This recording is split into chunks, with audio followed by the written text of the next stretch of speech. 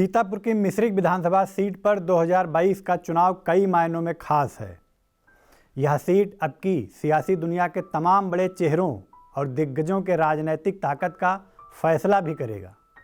मिश्रिख की चुनावी जंग में दो पूर्व मंत्रियों रामकृष्ण भार्गव और रामपाल राजवंशी के अलावा प्रदेश की राजनीति में खासा दखल रखने वाले ओम प्रकाश राजभर की प्रतिष्ठा भी दांव पर है।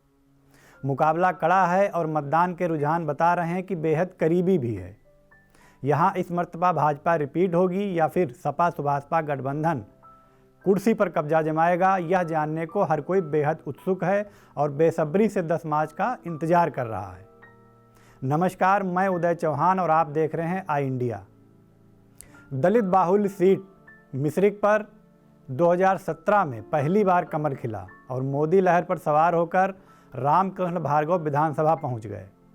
बीजेपी के रामकृष्ण भार्गव को 86,403 यानी कुल पड़े 63.68% मतों में से 39.33% वोट मिले थे। जीत का अंतर 20,672 और मार्जिन 9.41% रहा था।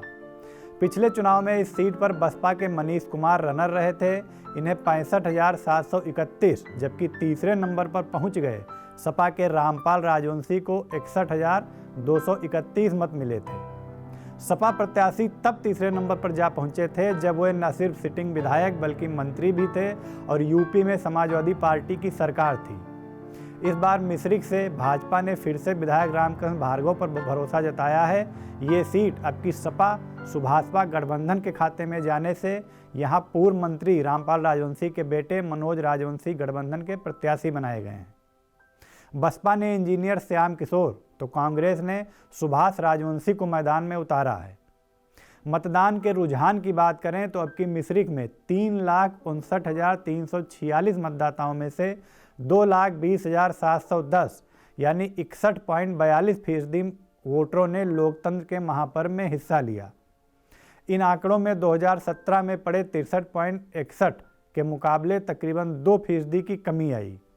यहाँ सबसे अधिक दलित मतदाता हैं, चूँकि जिन दो भाजपा और गठबंधन के प्रत्याशियों के बीच मिश्रिख का चुनावी रण सिमटा वह दोनों पासी बिरादरी से ताल्लुक़ रखते हैं और यहाँ सबसे ज़्यादा लगभग 84,000 पासी मतदाता हैं।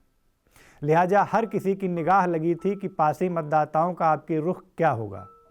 मतदान के दौरान जो रुझान सामने आए उसने यह संकेत दिए कि जाति वोट बिखरा। भाजपा और गठबंधन दोनों ने बंटवारा किया पासी मतदाता के वर्ग में, लेकिन पूर्व मंत्री रामपाल राजवंशी का इसे प्रभाव कहें या उनके निजी संबंध कि पासी वर्ग का 60 से 65% वोट गठबंधन के खाते में गया। बाकी में भाजपा व बसपा ने बंटवारा किया। करीब 67,000 जाटों की बात करें तो बसपा ने इसे ज़्यादा इधर उधर जाने नहीं दिया। हालांकि लगभग 25% बिखरा। इसके अलावा लगभग 25,000 मुस्लिम और 35,000 यादव ने अपना रुख साफ किया और गठबंधन की तरफ इनका झुकाव दिखा।